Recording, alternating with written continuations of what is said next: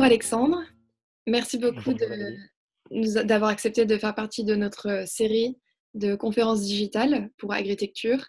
Je m'appelle Émilie et j'ai travaillé avec Agritecture en design et en recherche environnementale. Et aujourd'hui, nous avons Alexandre Lefebvre d'Allaube qui va nous parler de l'agriculture urbaine dans l'après-Covid. Donc bravo. Exactement. Donc bienvenue Alexandre et merci beaucoup encore et je te laisse expliquer ton projet. Alors, Euh, Émilie, qui travaille avec Agritecture, elle me demande de présenter ce qu'on va faire. On va ici faire une petite conférence sur l'après-Covid-19 et l'impact que ça va avoir avec l'agriculture urbaine, ou plutôt l'impact que l'agriculture urbaine va avoir sur l'après-Covid-19. C'est plutôt comme ça que je le vois. On va voir dans la conférence, j'ai prévu quelques slides pour me présenter plus en détail. Je vais juste expliquer qu'à l'Aube, c'est une startup qui a pour vocation de développer l'agriculture urbaine, principalement à Bruxelles, en Belgique et dans le monde. Donc, à Bruxelles, je me concentre vraiment sur Bruxelles, c'est la ville où j'habite. C'est là où j'ai envie que l'agriculture urbaine se développe.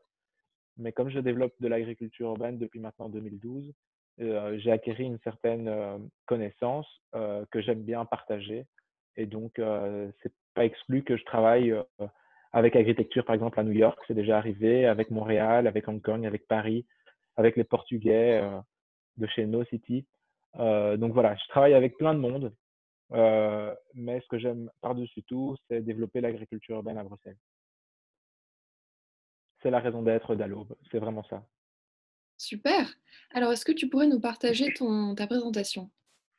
On va commencer tout de suite le partage d'écran, comme ça, et partager. Est-ce que ça fonctionne? Oui, parfait. Est-ce que je peux minimiser la taille de... Voilà, Super. très bien.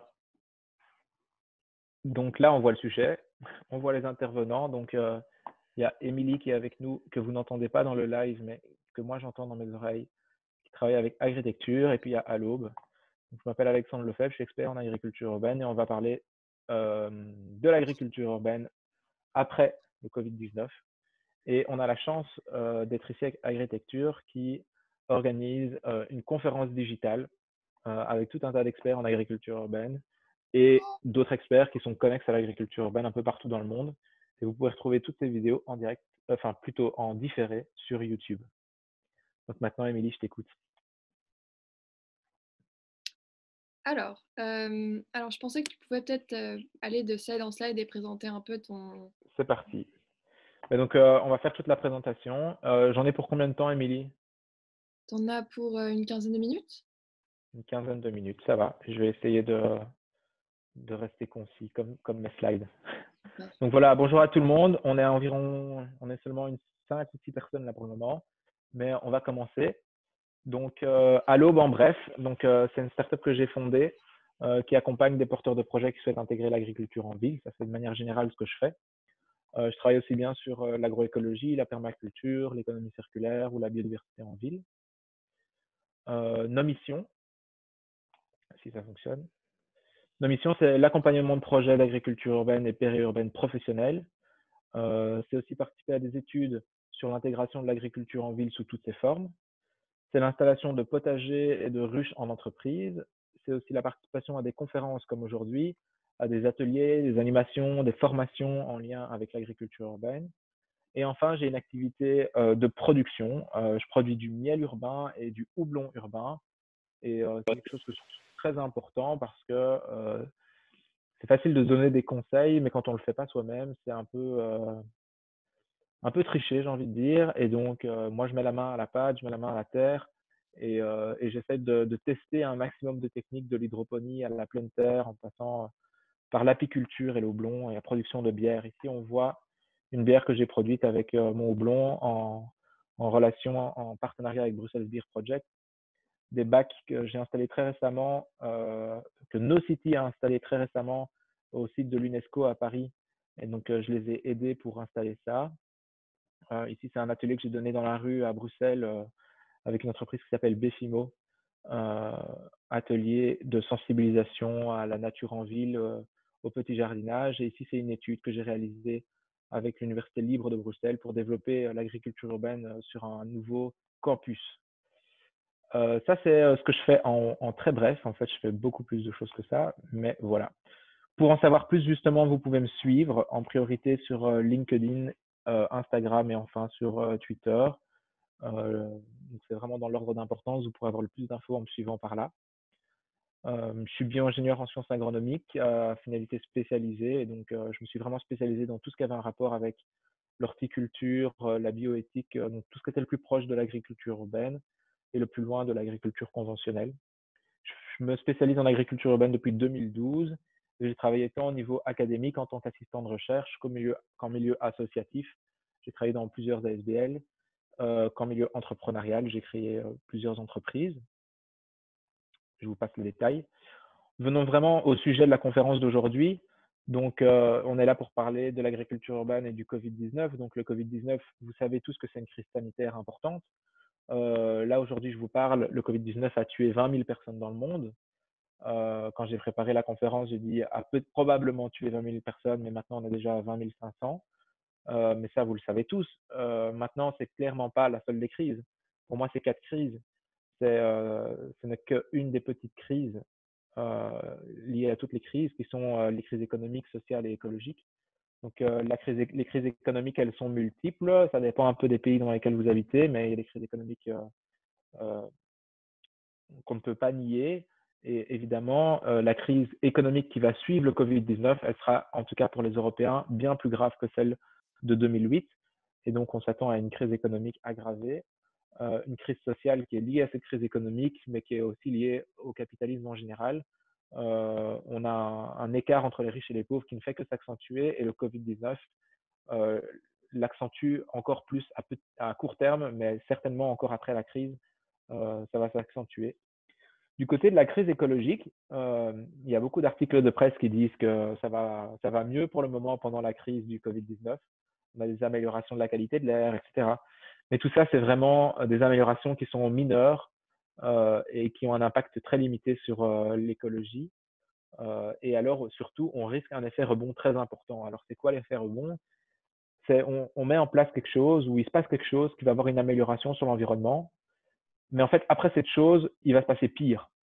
Et ça, c'est vraiment un risque réel après le Covid-19, c'est que tous les pays comme la France, les États-Unis, tout le monde annonce des milliards pour soutenir l'économie. Mais si c'est pour soutenir l'économie as usual, comme on dit, ça ne va pas aider l'écologie. Au contraire, on va avoir des pics de pollution, on va avoir plein de soucis après la relance économique.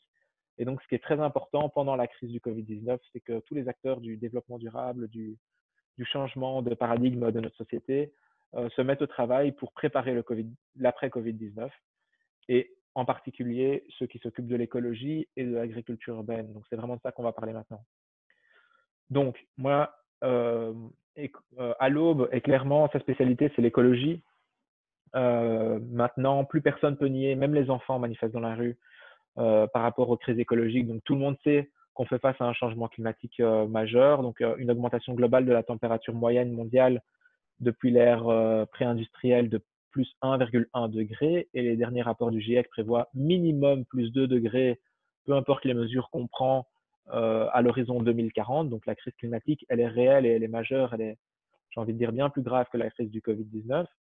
On a une érosion de la biodiversité qui est vraiment massive, avec plus de 60% des populations d'animaux sauvages qui ont été perdues en 40 ans, et 1 million d'espèces animales et végétales qui sont aujourd'hui menacées d'extinction. Ça, c'est que 2 exemples, mais c'est bien pire que ça. On a un épuisement des ressources, qu'elles soient renouvelables ou non renouvelables. Donc, dans les non renouvelables, on a par exemple le phosphore qui est très important, les énergies fossiles qui sont très importantes en agriculture, mais on a aussi des énergies renouvelables qui sont menacées, comme les forêts, les poissons, les terres arables. Tout ça, c'est des ressources très importantes pour l'humanité, mais en particulier aussi pour l'agriculture dont on parle aujourd'hui. On a aussi une pollution mondiale qui est catastrophique, avec plus de 100 millions de tonnes de déchets plastiques qui sont déversés sur Terre, dans les rivières et dans les océans chaque année. Mais ça, c'est jamais qu'une des pollutions. Il y a plein d'autres de polluants qui sont émis par notre système à l'échelle mondiale. On passe les aspects négatifs et on va parler maintenant plutôt des solutions. C'est vraiment pour ça qu'on est là. Donc, je suis là pour vous parler des solutions. Donc, qu'est-ce que l'agriculture urbaine offre comme solution? Alors, la première solution pour moi, ça se synthétise en un mot, c'est la résilience. Donc, la résilience, c'est la capacité à encaisser, à résister à des chocs.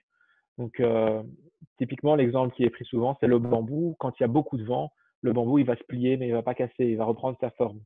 Ou le pare-choc, c'est un bon exemple de résilience. On se prend un gros choc et en fait, le pare-choc se déforme, mais l'intérieur de l'habitacle ne se déforme pas et les occupants sont préservés si le choc n'est pas trop violent. Donc ça, c'est vraiment la résilience. En termes de résilience alimentaire, l'agriculture urbaine, elle peut agir sur deux niveaux. Le premier, c'est le maintien de connaissances agricoles, permettant de relancer une production à grande échelle quand c'est nécessaire. Mais donc ça va avoir une action à moyen terme. On le voit là avec la crise du Covid-19. Les gens se précipitent dans les supermarchés. Il y a des risques de pénurie. Pour le moment, pas de pénurie alimentaire. Mais en cas d'autres crises que des crises sanitaires, on pourra avoir des crises de pénurie alimentaire. S'il y a une pénurie alimentaire, il faut se mettre au travail, il faut commencer à produire. C'est ce qui a été fait pendant les guerres mondiales, par exemple. Il y a eu une explosion de l'agriculture urbaine pendant toutes les guerres. Mais pour que l'explosion se fasse, l'explosion de l'agriculture urbaine, il faut que les connaissances soient maintenues. Et l'agriculture urbaine joue vraiment un rôle pour maintenir les connaissances dans les villes et dans les sociétés occidentales en général. Connaissances qui ne sont pas du tout perdues, par exemple, dans les pays du tiers-monde. Donc, l'agriculture urbaine ne fonctionne pas du tout de la même manière dans les différentes régions. L'agriculture urbaine, en termes de résilience, joue aussi un rôle à très court terme. On le voit là aujourd'hui en France, en Belgique. Les producteurs locaux sont mis à contribution plus que jamais pour fournir en fruits et légumes, en fromage, etc., avec le maximum de production qu'ils peuvent faire pour subvenir aux besoins urgents. Et donc ça, c'est vraiment deux aspects, le maintien de la connaissance et la production à court terme. Ça joue aussi un rôle en termes d'économie circulaire, parce que l'agriculture urbaine permet de nombreuses possibilités pour valoriser des déchets, en principalement organiques, par le compostage, l'alimentation animale, la production de champignons sur base de substrats réutilisés. Ici à Bruxelles, on a deux entreprises qui travaillent dans ce secteur-là. Ils recyclent du marc de café, ils recyclent des drèches de brasserie, par exemple. Euh, L'agriculture urbaine permet aussi de valoriser des lieux qui sont sous-utilisés, comme des caves, des parkings, des toitures, des friches, tout en réutilisant les énergies perdues. Par exemple, quand on est sur une toiture avec une serre, on peut réutiliser la chaleur du bâtiment. Et en plus, ça permet d'éviter des gros travaux dans ces lieux qui sont abandonnés et qui pourraient générer beaucoup de déchets. En fait, on peut prolonger la vie de ces lieux en installant de l'agriculture urbaine, même si elle est temporaire. Euh, L'agriculture urbaine joue aussi un rôle très important dans la restauration des écosystèmes.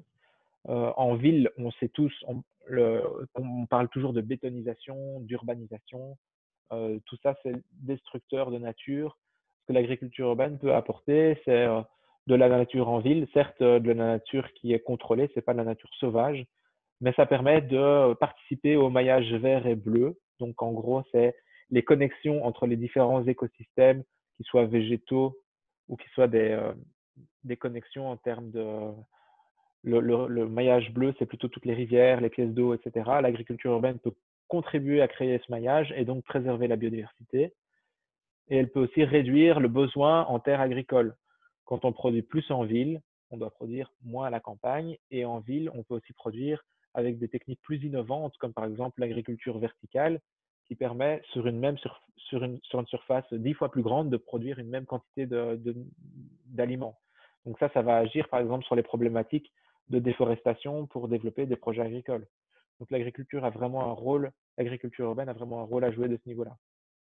Elle permet aussi de diminuer les émissions de CO2 et toutes les émissions de gaz à effet de serre parce que en se rapprochant du consommateur, on limite le transport, on limite les besoins de stockage, de conditionnement, de transformation, de gaspillage, toutes des choses qui vont avoir un impact sur le changement climatique en termes de production de gaz à effet de serre. Et alors, les pratiques d'agriculture urbaine, elles sont bien souvent durables et peu gourmandes en énergie fossile, que ce soit en termes de matières premières utilisées ou que ce soit en termes de machines très gourmandes en énergie. Souvent, l'agriculture urbaine a la particularité de se faire sur petite surface et d'être très gourmande en main-d'œuvre. Souvent, il y a beaucoup de travail manuel et d'ailleurs, c'est très générateur d'emplois, donc ça va aussi participer à réduire les problèmes d'inégalité sociale, de crise économique. J'ai peut-être été très vite. Je m'appelle Alexandre Lefebvre et donc en gros, je suis vraiment là pour accompagner au jour le jour des projets qui souhaitent développer l'agriculture urbaine en ville. Vous pouvez me contacter, j'accompagne aussi bien des gens qui font des travaux de fin d'études, que des architectes, que des gens qui ont un projet de développement d'agriculture urbaine professionnelle ou des entreprises qui veulent simplement installer une ruche, un potager pour en faire profiter à ses employés. Typiquement, pour les entreprises qui veulent installer un potager d'entreprise ou une ruche en entreprise, on va travailler surtout sur l'aspect résilience au sens transmission du savoir. Donc, c'est important que même si vous travaillez dans le secteur de l'informatique, du marketing ou que sais-je, vous gardez ce lien à la nature et clairement l'agriculture urbaine peut vous permettre de garder ce lien à la nature bien plus que simplement installer un mur végétal qui va juste être joli et un peu épurer l'air de votre pièce. L'agriculture urbaine va vous permettre de mettre les mains à la terre, de mieux comprendre le rythme des saisons, de mieux connaître le goût des aliments vrais et du coup vous reconnecter avec les agriculteurs, qu'ils soient urbains ou périurbains ou carrément ruraux, et donc créer une relation plus saine avec votre environnement. Vous pouvez retourner toutes mes coordonnées sur le site allobe.farm. Vous pouvez me contacter sur mon adresse mail. Vous pouvez même m'appeler par téléphone. Tout ça est disponible en ligne. Et je vous remercie de m'avoir écouté et je suis disponible pour répondre à d'éventuelles questions, que ce soit des gens en live sur Instagram ou que ce soit Émilie. N'hésitez pas, je peux aller plus loin sur certains sujets. Mais globalement, la conclusion de tout ça, c'est que l'agriculture urbaine joue déjà un rôle majeur euh, en termes de, en termes social, en termes économiques, en termes écologiques, dans toutes les villes où elle travaille. Ce rôle est mis en avant particulièrement maintenant pendant la crise du Covid-19. Je le vois tous les jours, notamment sur LinkedIn. Énormément de, de personnes sont sollicitées pour fournir maintenant les supermarchés français, par exemple, se réorientent tous vers le local. Les producteurs de fromage, de lait, etc., fournissent de plus en plus en circuit court pendant cette crise du Covid-19. Les magasins bio ont de plus en plus de succès. Tout le monde s'intéresse à l'agriculture urbaine pour plein de choses, et notamment parce que ça a une qualité aussi en termes de santé. Les produits issus de l'agriculture urbaine sont souvent bien meilleurs pour la santé que les produits issus de l'industrie agroalimentaire. Et donc, les gens font pour le moment beaucoup plus attention à leur santé et donc se redirigent vers des produits plus sains. Et ça va être le cas particulièrement encore après cette crise pour prévenir d'éventuelles nouvelles crises et aussi pour éviter d'entrer dans des crises comme ça, des pandémies, sachant qu'on sait que cette crise, en fait, est une crise à la base alimentaire. On a mangé n'importe quoi et on a contracté une maladie qui devait rester dans le milieu animal. Donc, clairement, l'agriculture urbaine a un rôle à jouer aussi au niveau de la santé. Voilà, donc si vous avez des questions, je suis là pour y répondre. Super, merci beaucoup Alexandre. Moi j'en ai quelques-unes. Justement, je voulais te demander, cette crise, elle pose quoi comme contrainte au monde de Oui, l'agriculture urbaine et aussi elle présente quoi comme opportunité? Tu viens de nous parler justement des supermarchés qui demandent de l'aide d'agriculture urbain et donc je me demande justement d'un côté quelles sont les opportunités et de l'autre quelles sont les énormes contraintes. voilà, donc Émilie, que j'entends dans mon oreillette, me demande, Émilie d'agritecture, me demande quelles sont les contraintes et les opportunités de la crise pour l'agriculture urbaine. Alors, évidemment qu'il y a des contraintes importantes. La principale contrainte que j'entends, c'est pour tous les porteurs de projets qui s'orientaient vers le secteur de l'ORECA, donc toute la restauration, l'événementiel, etc., qui produisaient des aliments de qualité pour des restaurants de qualité. Tous ceux-là se sont retrouvés du jour au lendemain avec zéro client et n'ont pas pu prévoir ça. Mm. C'était vraiment imprévisible et ont dû réorienter leur production vers d'autres. Heureusement, il y a pas mal de solidarité et de ce que j'entends, à part les micro-pousses qui sont vraiment un produit très spécifique, difficile à écouler, très frais, tout le monde a trouvé des solutions, tant bien que mal. Les champignons de Bruxelles, par exemple, sèchent leurs champignons et les revendent un peu partout. On a parlé des supermarchés en France qui se réorientent vers les producteurs locaux. Donc tout ça, c'est des opportunités. Une autre contrainte très importante, et ça, je trouve que c'est un peu un scandale, j'en ai parlé dans le live Instagram un peu avant que tu arrives, c'est que les pépinières sont également fermées. Et donc, ça veut dire qu'ici, on a Stay Farms qui nous regarde par exemple dans le live. Eux, ils fournissent du matériel pour que les gens développent des projets d'agriculture urbaine à petite échelle chez eux, des semences, du petit matériel, etc. Et tout ça a été mis à l'arrêt à cause des règles de confinement. Et donc, il faudrait vraiment que le gouvernement, si le confinement devait durer plus longtemps, mette en place des solutions pour que tous ces petits commerces qui fournissent des jeunes plants puissent réouvrir, à la fois pour les citoyens qui font des potagers communautaires, qui font des potagers dans leur habitation, leur balcon, mais aussi même pour les professionnels. En Belgique, on a de la chance d'avoir des gros fournisseurs de plants ici à proximité de Bruxelles. À Paris, par exemple, il y a beaucoup de professionnels qui ont du mal à trouver des plants là pour le moment, même s'ils sont professionnels, parce que tout est à l'arrêt. Donc ça, c'est vraiment l'enjeu là actuellement, c'est un peu la dépendance avec les fournisseurs extérieurs. Moi, dans mon activité, je fais pas mal mes semis moi-même, etc. Donc je me débrouille plus ou moins bien. Voilà. Tu as d'autres questions? J'en ai plusieurs, oui. Je voulais juste savoir si tu pouvais nous montrer donc ta vidéo, nos deux vidéos, à la place de ta présentation, comme ça les gens peuvent nous voir. Oui. Alors, comment je fais? Arrêter? Voilà. Voilà, super. Le live vient de s'arrêter parce que je pense qu'on a dépassé le temps. Ah, Peut-être que je peux reprendre en direct. Non, je vais essayer. pour information, Alexandre est aussi Ouais. sur live Instagram pour tous ceux qui regardent la vidéo d'agritecture. Et il essaye de relancer la. Ouais. Et c'était mon premier live Instagram. Donc, excusez-moi pour les petits soucis techniques, mais à mon avis, Instagram limite à. Attendez, on va voir. Non, ça veut pas. Dernière solution. Direct. Vérification de la connexion. On est en direct. Parfait. Vive la technologie. Super. Donc, est-ce que tu avais une autre question? Oui, j'ai une autre question. Alors, tu nous as dit que tu as commencé à t'intéresser dans les sujets de l'agriculture urbaine en 2012. Oui. Et depuis 2012, comment est-ce que le milieu a évolué, d'après toi? Alors, c'est une très bonne question parce que j'ai décidé de m'orienter vers l'agriculture urbaine parce que beaucoup de politiques en Belgique disaient que ça va être un secteur où on va avoir énormément d'emplois. Donc ça, c'était aux environs de, on va dire 2005, 2008. On parlait déjà beaucoup d'agriculture urbaine chez les politiciens à Bruxelles et en Belgique. Et en Ah, fait, quand j'ai été diplômé en 2012, il y avait presque zéro emploi. Mais j'ai quand même trouvé ma place. Tu m'entends toujours? oui, il y a eu un petit bug Connexion de Internet 5 secondes. instable. Tu m'entends? Je t'entends. Tu Allô? m'entends. Est-ce que c'est moi ou toi, tu sais? Ça doit être toi, sans vouloir t'accuser. J'espère que la connexion va fonctionner. Tu penses que c'est moi? Oui, ok. Si besoin, j'irai voir en bas s'il y a un problème avec le Wi-Fi.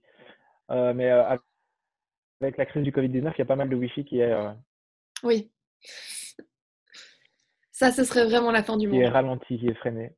Mm. Bref, je disais que l'agriculture urbaine a bien évolué depuis 2012. Au début, on n'avait vraiment presque rien. En 2012, il y avait très très peu d'emplois en agriculture urbaine, à Bruxelles en tout cas. Aujourd'hui, à Bruxelles, je pense qu'il y a plus de 50 projets professionnels, donc ça veut dire qu'ils engagent au moins une personne sur leur activité, ce qui est énorme, qui rassemble les porteurs de projets pour culture urbaine. Si je ne me trompe pas, ils ont déjà plus de 80 membres, mais il y en a beaucoup plus en réalité. Mais c'est vraiment quelque chose qui se professionnalise. Donc l'agriculture urbaine a toujours existé. C'est pas quelque chose qui est nouveau, c'est pas un effet de mode.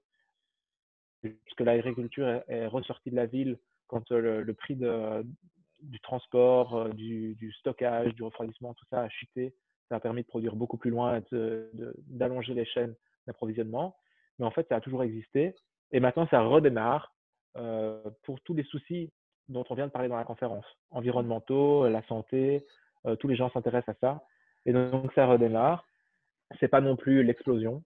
Il ne faut pas croire qu'on va se lancer dans l'agriculture urbaine et qu'on va faire fortune. C'est pas du tout l'objectif et c'est pas du tout possible. Par contre, il y a vraiment une tendance à l'augmentation du nombre de projets. L'innovation dans l'agriculture urbaine est énorme et la qualité des projets s'accentue.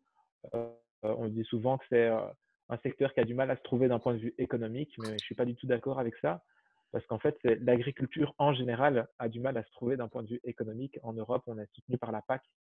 L'agriculture urbaine n'est pas soutenue par la politique agricole commune pour le moment et s'en sort. Évidemment qu'il y a des faillites, évidemment qu'il y a des projets qui ont des difficultés, mais ça, c'est comme dans toutes les startups et toutes les créations d'entreprises. Donc, globalement, on va dire que ça monte. Ce n'est pas un secteur d'activité facile. Ce n'est pas le monde du digital ou du marketing, mais ça démarre bien et ça se développe très fort. Super, super. Et j'ai une dernière question pour toi. Tu nous as dit que tu as travaillé avec Agritecture à un moment. Oui, C'était quoi la nature du projet? donc j'ai travaillé au moins à 2 reprises, si je me souviens bien, avec Agritecture. Il y avait un des projets qui était plutôt de les aider à rédiger des articles en lien avec l'agriculture urbaine, avec mon expérience et mon point de vue de bruxellois. Et l'autre mission était plutôt une étude exploratoire sur le développement des serres en toiture dans des grandes villes comme Paris, comme Rome, comme New York et autres. Et moi, je me suis chargé des enquêtes pour Paris et pour Rome, et d'autres se sont chargés pour Agritecture, d'autres études. D'accord, d'accord. Est-ce que tu as donc un acteur de l'agriculture urbaine qui t'inspire ou qui, en France ou autre part, qui vraiment, pour toi, est une référence incontournable dans le monde de l'agriculture urbaine? C'est une question piège, ça. Donc, ouais, il y a beaucoup de références. Je pense que chacun des porteurs de projets amène une pierre à l'édifice, et donc j'aimerais pas trop en mettre un en avant par rapport à un autre. Je vais parler d'une référence qui apporte de l'inspiration. C'était un peu ça ta question. Donc, la question d'Émilie était de savoir si j'avais une référence à donner d'une personne inspirante en agriculture urbaine. Et pour moi, c'est un franco-belge, justement. Mmh. Il s'appelle Vincent Calbeau, il est architecte.